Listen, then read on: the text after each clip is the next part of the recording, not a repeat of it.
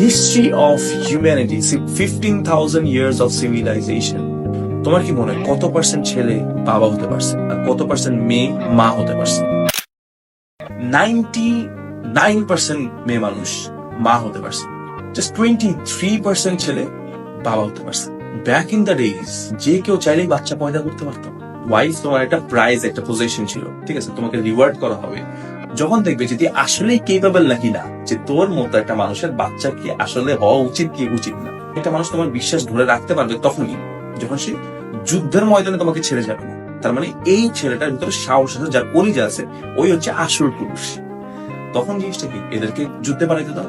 50% ছেলে যুদ্ধের ভিতরে অর্ধেকই মারা যেত, বাদ বাকি যারা ফেরত আসতো তাদের হাত নাই, পা নাই, কিছু না। আর তখনকার আমলে তোমার যদি হাত পা না থাকে তুমি কাউকে কিছু করে খাওয়াইতে পারবা না। রাজা যাইতো এই একসাথে মনে করে 100টা মেরে বিয়ে করে নিয়ে চলে আসতো, সেনাপতি 50টা নিয়ে আসতো, সেনা প্রধান, মন্ত্রী সব নিয়ে চলে আসতো। ছেলেদের জন্য বই বেঁচে থাকতো না। দুই ধরনের মানুষ আছে, একজনের শিকার করে, একজনের শিকার হয়। ঠিক আছে, যার শক্তি ছিল সে সারা জীবন, যার স্টেটাস ছিল সে সারা জীবন বেশি মেয়ে পাইছে। সে সারা জীবন he got what he wanted because he sacrificed what he didn't want to sacrifice. এবং weak men, they never got anything. কারণ কি জানো, ওরা রিস্কটা নিতে চায় না। It's risk to reward ratio, risk to reward ratio. ওরা বড় রিস্ক নিছে, এই জন্য ওরা রিওয়ার্ডও পাইছে।